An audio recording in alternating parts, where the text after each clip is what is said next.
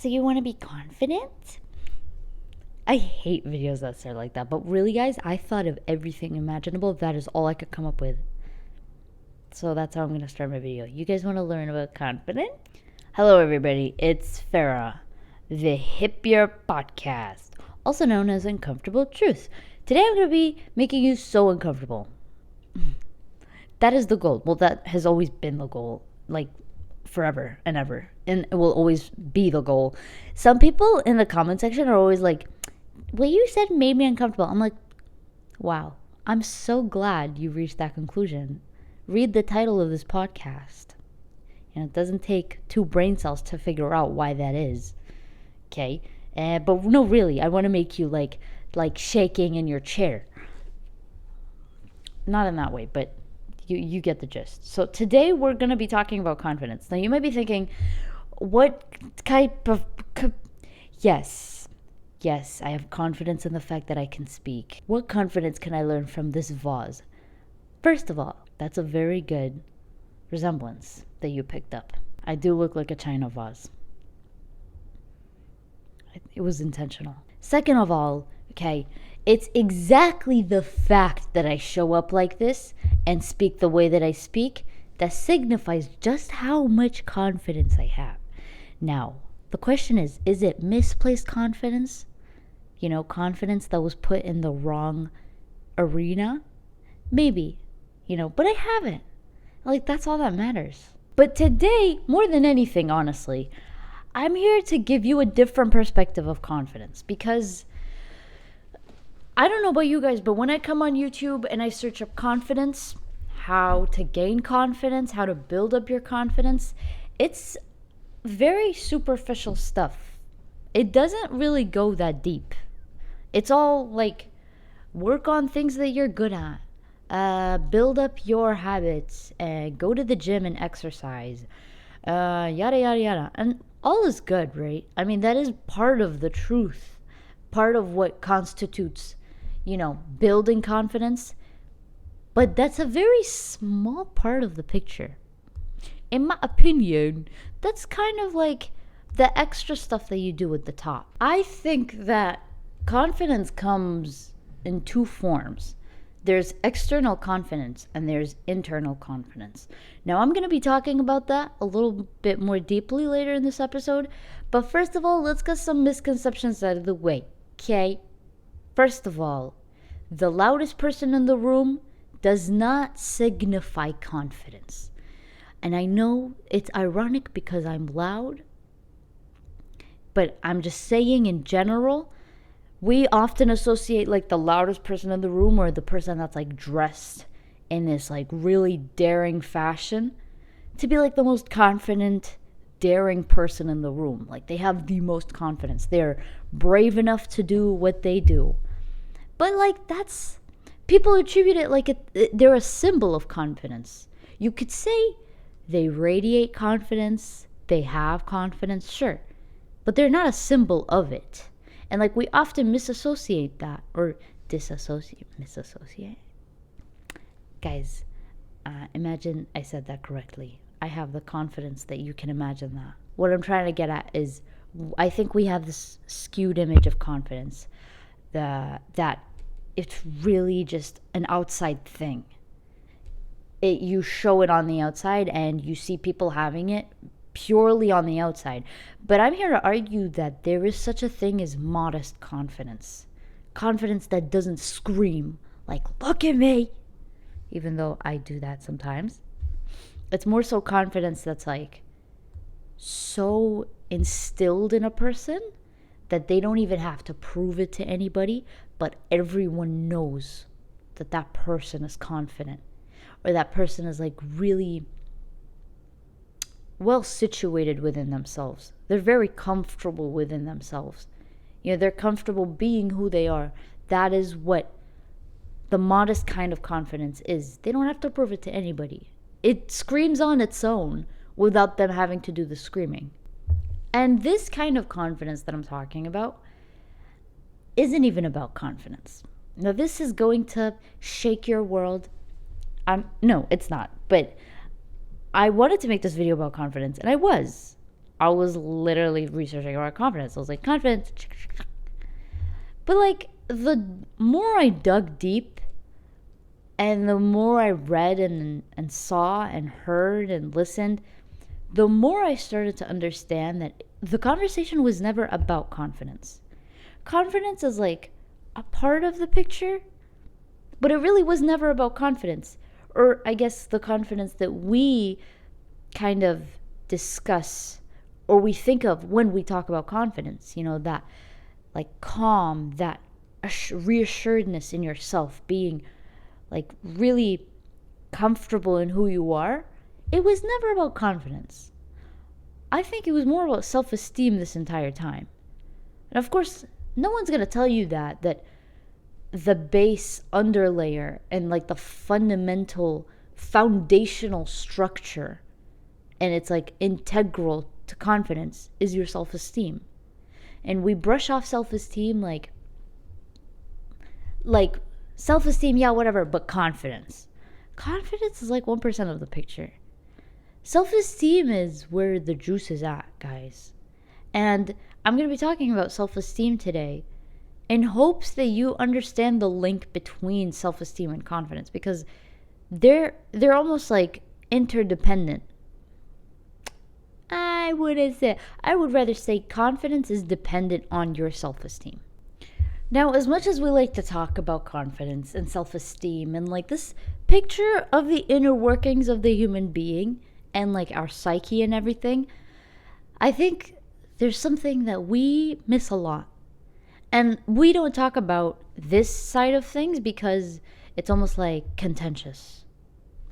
And it's like personal. We don't like to get into people's business when we talk about this. Now, like I said before, there's internal confidence and there's external confidence. Now, I wanted to touch on external confidence and what that means. I rudely got interrupted by a special guest. Say meow. Yeah, that works too. I think there's a whole separate field, this whole separate arena of the conversation that we don't even touch on. And well, we touch on, but we don't know that it's connected. And that is external confidence. The confidence and the trust that you place on an external entity. Something outside of yourself. Some people call it God. Some people call it themselves. Some people think that they themselves are all they need. And that's a very common way of thinking with, I wouldn't say necessarily atheists, but like that is a general way of thinking, that you are in control of things. Some people call it the universe, whatever it is, but that there is supposed to be confidence and trust placed on something that you are not capable of changing or you're not in charge of. Because at the end of the day, there's 8 billion people with free will. Free will to do whatever they want, whatever they please. Of course, there are certain obligations in place and human trust and loyalty codes in place. But like, at the end of the day, probability and statistically speaking, there has to be an external entity. And we have to place trust in it, because if there's that many people and things haven't gone haywire, it's because something is in place to keep it from going haywire, and you have trust in that. And I think this idea ties back to a video I made a long time ago titled, "What is meant for you will find you." And this is the kind of confidence that you know for a fact that everything happens for a reason and nothing is just random.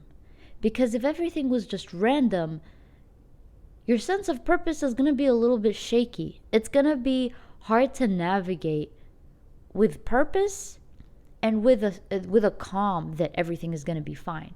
It's like this external confidence is kind of to assure yourself that everything is okay, even if it isn't.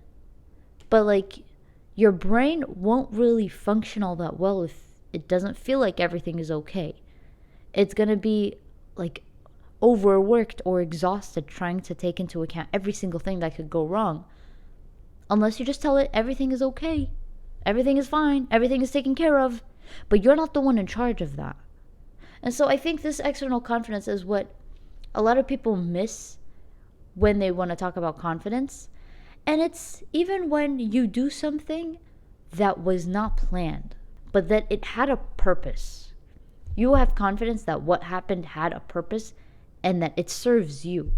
It doesn't necessarily have to be the case, but you can go far if you convince yourself that way.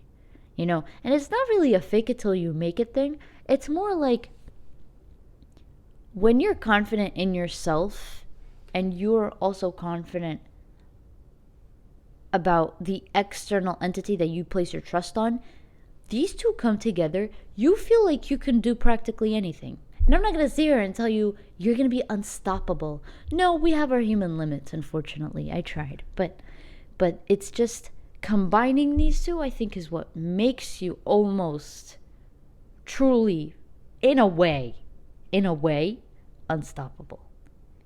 Because for me personally, if I didn't have Islam, if I was a Muslim, if I didn't know about a creator, the creator, Allah, and I didn't know about his perfect names and attributes, and I didn't know who Allah was and why we're here, I'd have a hard time figuring out why my inside would be the same. Why my confidence would even breed on the inside. Like where would I even get that confidence from? It's almost like I take my confidence from the fact that everything is going to be okay, and then I am set to do whatever I want to do, or whatever I feel like I have to do, or I'm called to do. It almost feels like it's no longer something I want to do. It's like a responsibility. Like, for example, this podcast. I can talk about how much I wanted to make this podcast. Like, it was something I wanted to do. But to me, it wasn't always like a hobby sort of thing in my brain. It was more like a calling. Like, in my head, there was this idea that kept saying, this is a responsibility. And so when I hear this voice in my head saying, this is a responsibility, and this is also a gift, and this is also an opportunity, it's like, okay, I need to be the kind of person that is able and capable for the job, and that inside is like what prepared me. So it was never about confidence. It's not like I'm gonna be confident. It's like, no, I have to do this thing. I'm sorry if I'm going all over the place, but this is actually kind of a complex idea that I'm trying to deliver. Like, I don't think I'm doing an amazing job at it, like trying to tell you exactly what I mean. But at the end of the day, what is meant for you will find you is kind of the exact phrasing that encapsulates everything that I'm trying to say. This podcast was meant for me all along, and I have trust in that. I'm confident that that is the case. So by default, in a way, I'm confident that I'm up for the task. I'm up for the job. If I wasn't sure, if I didn't feel like, if I felt like there was some kind of imposter syndrome, like, why would I have a podcast? Everyone can have a podcast. It doesn't even matter. If I had that way of thinking, and is my podcast even going to be successful? Is it going to reach people? Are people actually going to listen? I'm going to be like shaky in the way that I deliver my messages. I'm not going to be confident. I'm going to be second guessing everything I say. But because I feel like this podcast was meant for me, from the day I was born, it was written for me. Farah is going to have a podcast on this day. From this day to this day, I'm confident that this was meant for me all along. So I'm going to deliver it the best way that I can. And I actually touched on something that I really wanted to explore even further. I accidentally tunneled my way into the conversation of imposter syndrome. I'm not mad about that. And the thing I wanted to say about imposter syndrome, it's more like the attitude of fake it till you make it. Now, we know the phrase fake it till you make it. We been new. Okay, we hear that phrase all the time. And I mean, I'm not going to sit here and argue that's a bad way of thinking. I think it has its place. The thing is, sometimes we feel like we are not deserving. We feel like we're imposters, like imposter syndrome. We feel like we kind of faked it a little too hard, right? But it has its place in the sense that you can use it only for yourself, because you're not trying to convince others. You're not faking it in front of others. You're almost trying to convince yourself in a way. So I think the phrase in and of itself is actually not that good. It needs to be tweaked a little bit, but what it gets at is kind of act like you are it before you are it. And one of the best examples I can give you is in training in the gym. If you want to train like an athlete and you're not an athlete, you're like a friggin' couch potato, and you're like, I want to be an athlete, you have to fake it at some point. At the start, you have to make yourself think that you're an athlete. Really, even though you can barely do a push-up and you can't touch your toes while standing, that's okay. But if you want to become an athlete, in your head, you burn into your brain, I am an athlete. And you could be 300 pounds, it's not a problem. It's okay, But you put in your head, I'm an athlete. I'm an athlete. And you actually do the things that athletes do. Granted that you're actually doing it, healthily and everything. But like you actually put the work in. See, that's what they call fake it till you make it. But you're not actually faking it. You're starting out. You don't look like how you want to look like. That's fine. You're not training how you want to be training like. You're training at a little bit of a lower intensity, but that's just because you are how you are right now. But this whole game of putting in your head, I am already this thing, it takes you miles further without you even actually trying. Obviously, granted that you're putting the work in. Like, again, I'm going to take it back to this podcast 24/7. Because at some point I thought that I wasn't supposed to have a podcast. I was like, why me of all people should I have a podcast? But I realized this podcast was bigger than me. Like I'm part of a bigger picture. It wasn't about the podcast. You know what I mean? My thinking was a little bit skewed. But when I started podcasting, I wasn't sure. I was like hesitant. But when I put in my brain, I'm like, I'm a podcaster. I podcast. This is what I do. My brain immediately switches like, okay, let's be conversational. We can do this.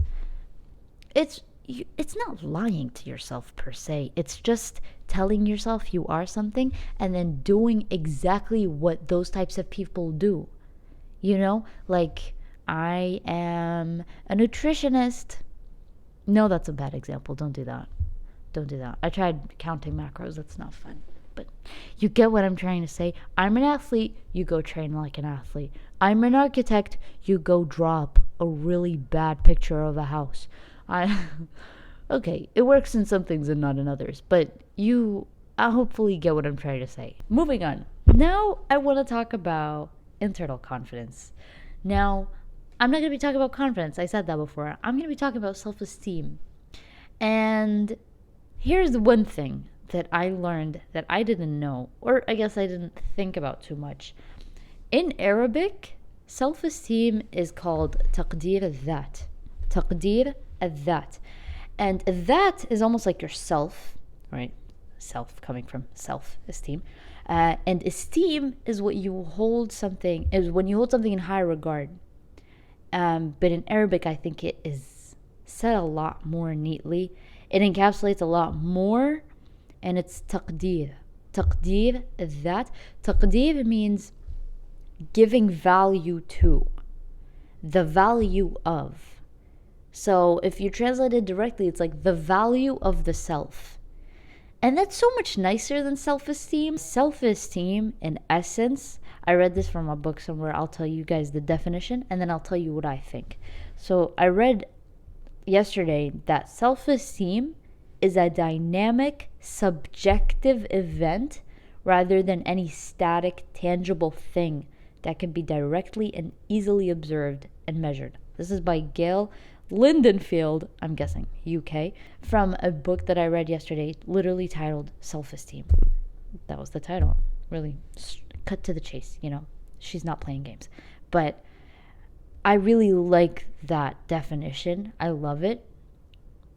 But as much as I love it, I think just the word in Arabic itself speaks more. It's like it talks about self-esteem in far more volumes and far more depth just by the word in Arabic, taqdir that, the value that you place on the self.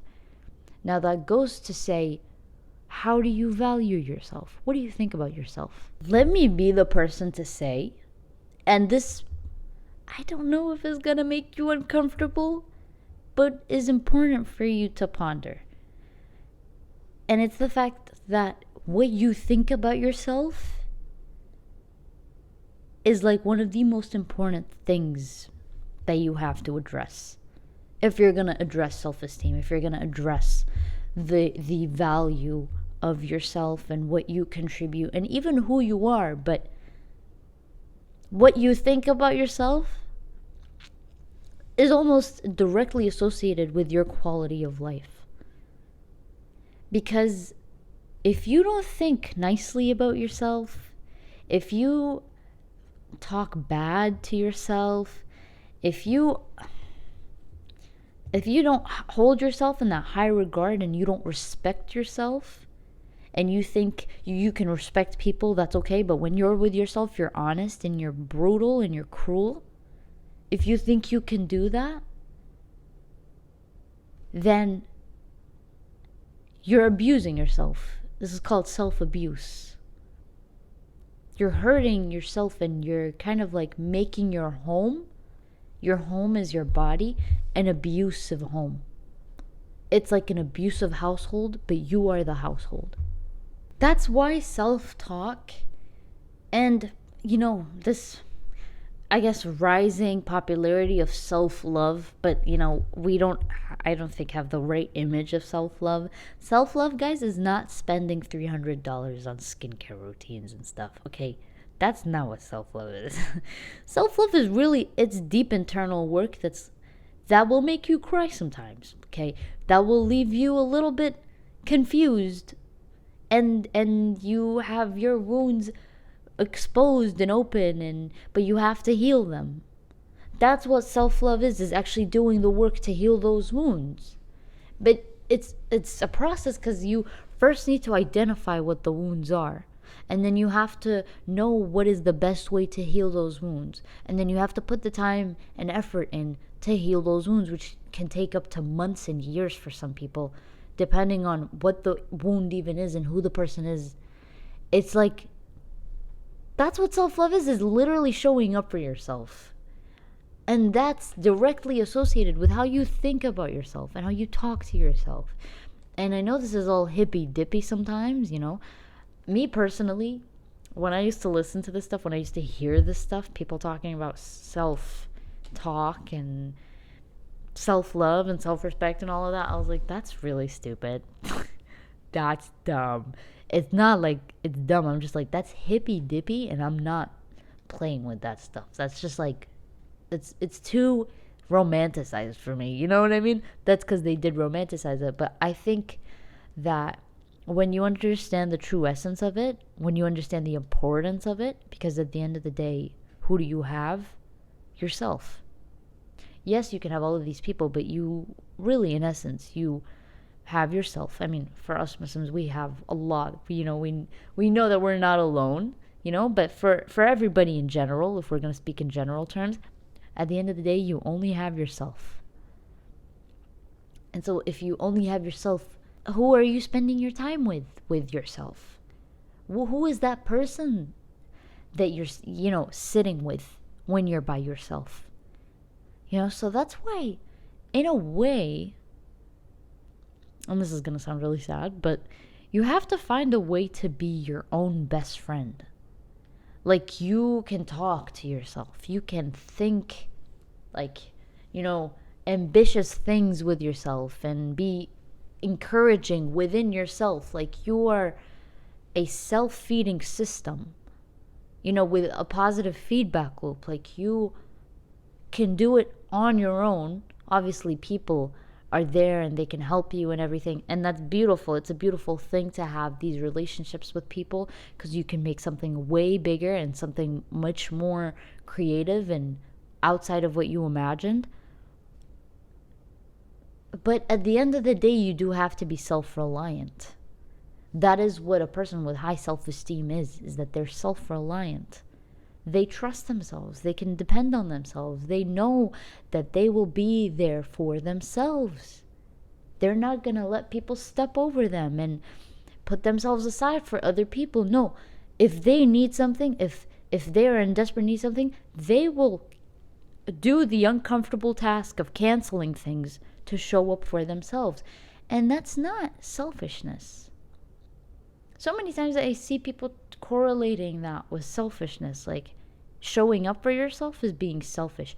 Why do they tell us to put the mask on first in the airplane before putting it on our freaking child, which is our most prized possession? No, I'm not saying children are possessions, but why do they tell us to put the mask on ourselves first?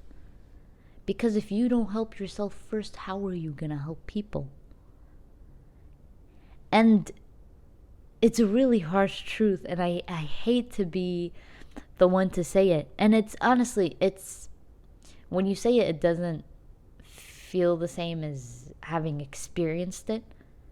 But when you're hurting and you're trying to help other people, you're like an empty bag. Like you can barely scroll through anything to offer to the person, because you don't offer yourself anything. Like, what are you gonna give them? You have to give yourself something first to actually know how to give them, how to help them. And I think people sometimes try to cap that by finding ways to escape, like being in relationships or being in certain friendships, or wasting their life, watching TV shows and movies because they just want to escape. They don't want to face that they have to help themselves, and they have to really hurt to do that. They have to suffer a little bit to do that, to get the job done.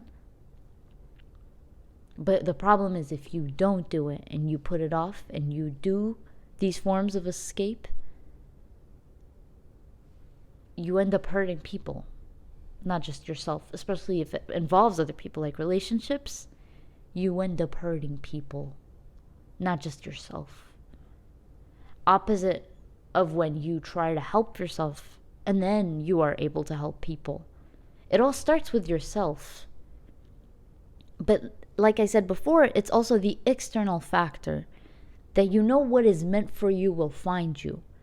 You know that everything happens for a reason, but then you also, in Arabic it's called itba' al-asbab. You follow the procedures, you follow everything that you can do within your capacity to get the job done, to get the healing done, to work on yourself and build yourself. Because once you start doing that, you actually start attracting that. And then you're no longer just helping others. People start helping you, but in ways you never imagined.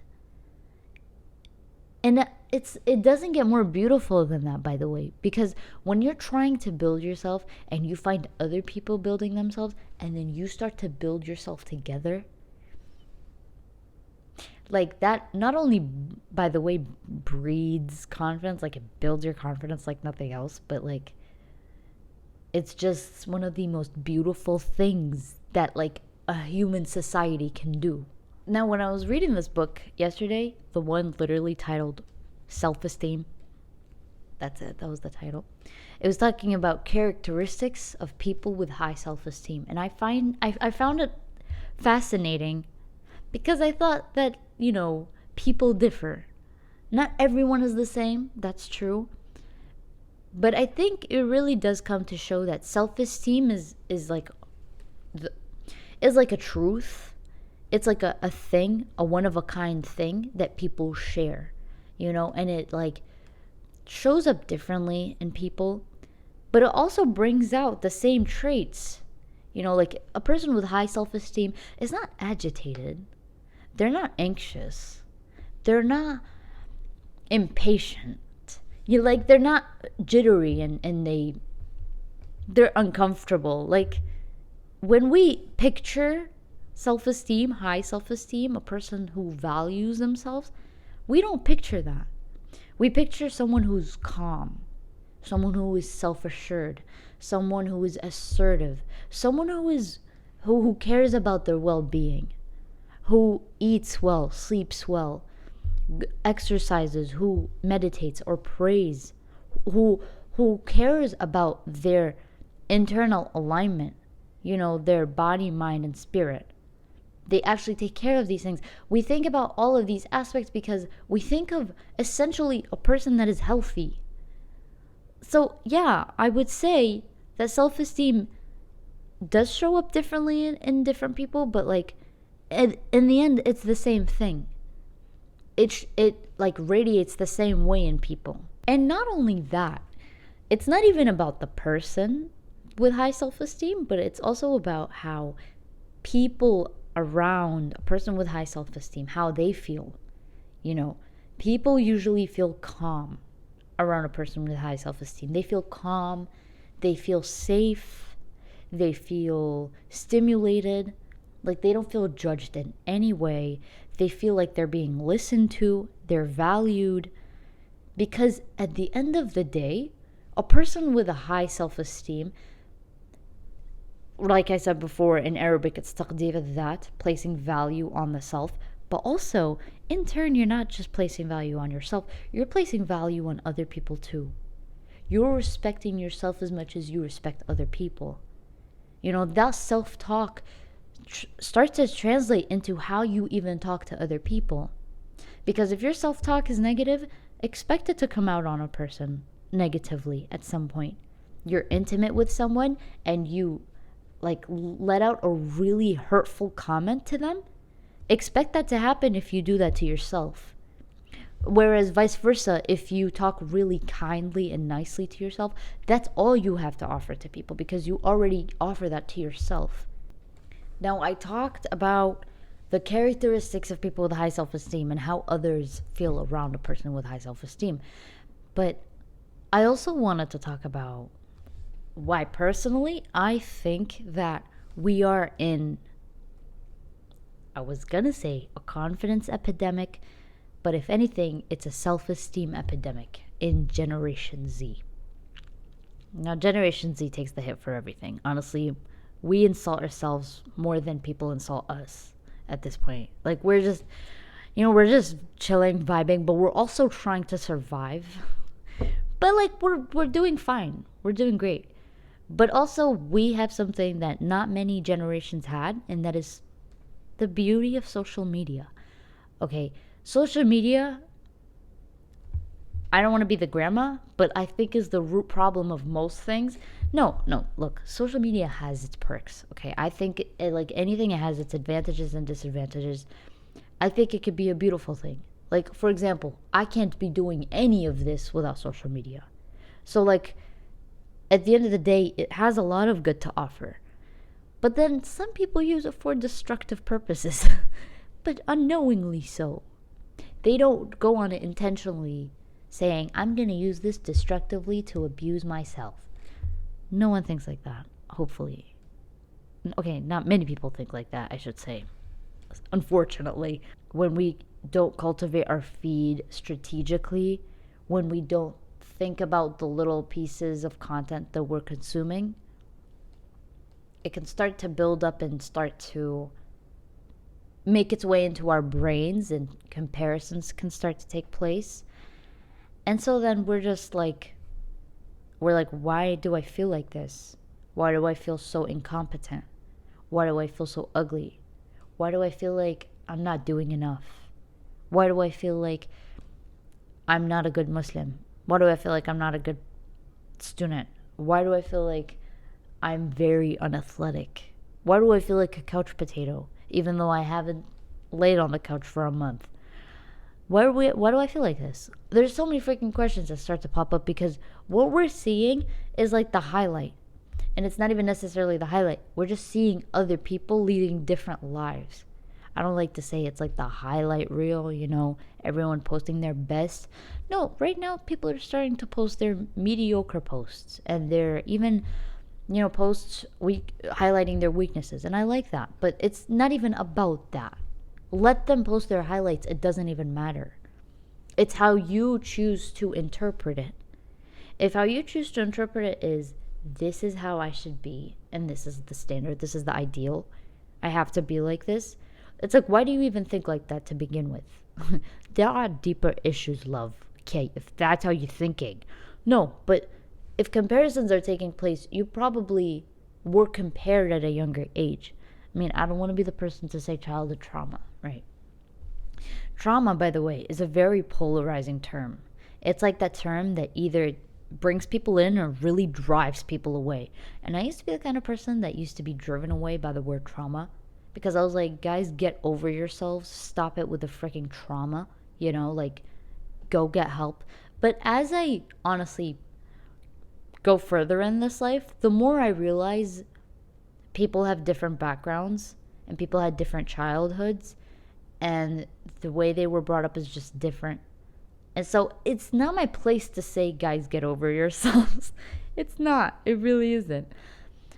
But I think we have to meet in the middle to understand where this trauma is even coming from. You know what I mean? Being compared a lot when you're a child really does a number on your brain. And especially when you have social media and you have access to all of these ideals, these ideal figures and people and personalities and personas and whatever, you're constantly comparing yourself in your brain and you don't even realize it. And here's the thing. When I go on social media, and let's talk about before, when I used to go on social media and I used to see all of these people that were just like at their best, it wasn't enough to say that, no, it's okay, I have confidence in myself, I don't feel anything from that post. No, that to me, that wasn't enough. Like, I will still be comparing myself in my head. I'll be looking at the pictures and videos and I'll be like, yeah, but it's okay, it's all good. But now I realize literally 50% of the equation was missing, because it's not just that I'm looking at them and saying, it's okay, I have confidence in myself. It's no, I'm looking at them and I'm like, what is meant for them is for them. What is meant for me is for me. And I'm really happy for them. So it's when I started including that external confidence in the conversation that I started realizing that I'm not even in need of what they have. Like, I'm confident in everything that I am and everything that I can do and everything that I, am as a whole person. But I'm also confident that they have what they have for a reason. So I'm not going to sit here and whine and ask why I'm not like this. It's just, when you understand how external confidence comes into play too, literally the narrative changes. You start being happy for people regardless. It doesn't matter if they have everything, you're happy for them. You're confident in yourself still. It doesn't matter. You're not burning on the inside why am I not like this? Why don't I have this? Why can't I do this? It doesn't matter. It doesn't matter, because they have what they have for a reason, and I have what I have for a reason, and I will work on myself and I will do what I can to get what I can, and it will all be for a reason. And I think that's the most beautiful unused part of the conversation. We can talk about self-confidence and how you feel on the inside, but then you have to understand that there's 8 billion people in the world and we're all just part of a much bigger picture. Honestly, every time I talk about anything, let it be confidence, let it be whatever, but I just come back to the same truth, and it's that we are so tiny and we're so cute and we're so insignificant, and dude, Jupiter can just squash us. Saturn can just wipe us off the face of the planet. The sun is literally boiling hot and we're getting closer to it all the time. Isn't that crazy? I love how that has nothing to do with the conversation, but whoa, that really has nothing to do with the conversation. But that's where my brain went. That's where my brain goes all the time. Confidence is 1% of the equation. And it's just like, I think a lot of people thought about it so wrong for the longest time. Like, it's not something you wear like a mask. Confidence is not something that you put on and you go out and you use it on people. Like, I have confidence, stay away. You know? Confidence is realizing, well, like, we're all one and the same. Like, we all have a purpose. We all have our own thing. We're all leading our own lives. And we all have a calling. We all have our own way to go about things. And it's trusting yourself and trusting others too. Trusting yourself in the way that you can accomplish what you want to do and what you think you have a responsibility to do.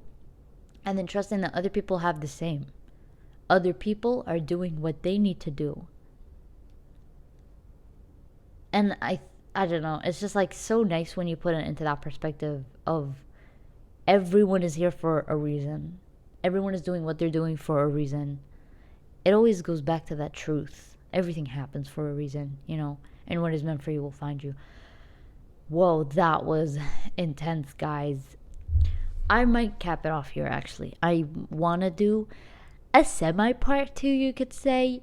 It's not a part 2. It's more just like delving deeper into the concept of confidence, because I went a lot into self-esteem, but I think that's what I wanted to get at. Self-esteem is such an underrated part of the picture, and it's a much bigger part of the picture. You know, in a way, confidence, people think, is a means to the end. Now, I was explaining this to a friend. What is a means to the end? It's like using something as a tool to get to the destination. And people think that is what confidence is. You use it to go up the ladder. But it was never like that. And if anything, that's what you call is false confidence. That's a mask that you're putting on to get to the top. Call it fake till you make it, call it whatever you want. But that's not confidence. Confidence is the destination itself, but it's not even the whole destination. It's like 1% of the destination. It was never a means to the end. It was just always a part of the end. And you have to kind of work on your self-esteem and how you think about yourself and like all of that healing and everything. That is a means to the end. Figuring out who you even are. Figuring out what you stand for, your values, your core values and beliefs. And your boundaries. Oh, your boundaries. I didn't even get into that. Oh, I have so much to say about that. I'll say it all in a different video, because the boundaries in particular, I think, is a much bigger topic that, oh my god, I have so much to talk about. Ugh. Anyway, guys, I have confidence in the fact that you guys understood everything that I said today. Of course, it is a little bit shaky confidence, but the confidence is there, kind of.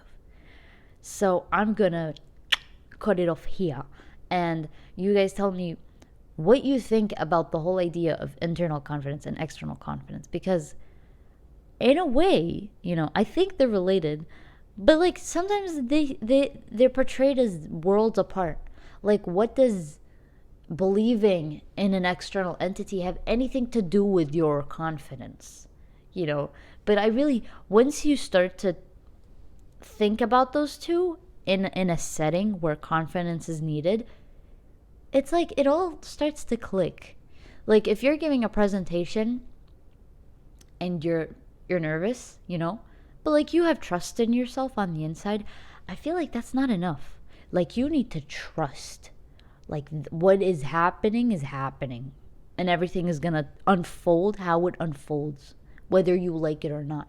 If you end up puking, it's like you have to accept the fact that you puked in front of the entire board. The board meeting, you know. And that's the whole part of external confidence, is like, you're confident that happened for a reason. You're not kicking yourself about it, like, oh, why did I do that? Why did that happen? No, you're confident. You're like, yeah, I puked. What about it? It's just like, you know, because being on that side of the conversation, being accepting of it, accepting things as they are, And not killing yourself to change the circumstances, that's just like, it takes off such a load off your back and makes you focus on what's actually important and what is in your control. You know? Yeah, that's great. I love the conversation that we had, guys. That was amazing. The one conversation with one person talking to themselves in a room that is echoey. Okay, I'm gonna go now. I hope you guys enjoyed this topic. Oh my god, I could talk about this topic forever, but I tried to keep it short, but I think I did literally go everywhere. But I have confidence in the fact that you guys can understand everything that I said.